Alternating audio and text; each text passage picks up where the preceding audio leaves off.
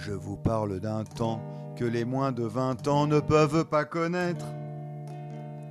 MeToo en ce temps-là, cela n'existait pas. Est-ce possible qu'il soit prêtre si longtemps impuni, se croyant tout permis, abusant d'anonymes? Que personne n'aurait cru effrayer ses victimes, garder bouche cousue. L'abbé Pierre, c'est peu dire qu'il était vicieux.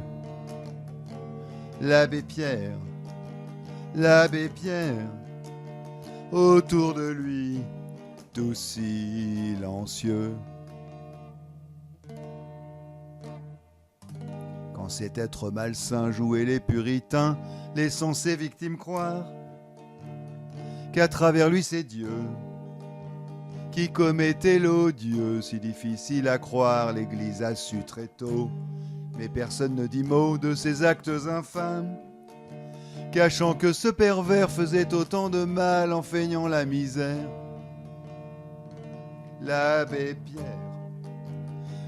Pierre, combien de femmes a-t-il sali? L'abbé Pierre, il ne sera jamais puni.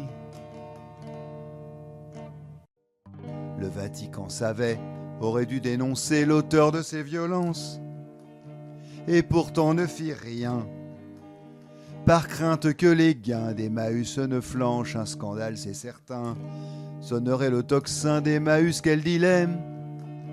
Alors ignominie, le pervers pose problème, mais n'est pas poursuivi. L'abbé Pierre, vous allez dire, c'est révoltant. L'abbé Pierre,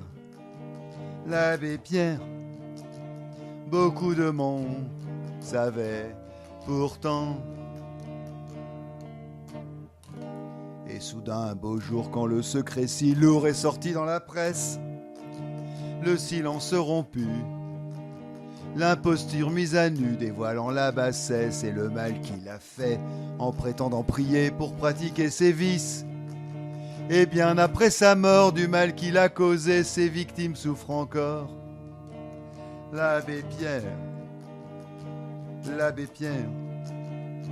tellement de preuves, tant de dégoût.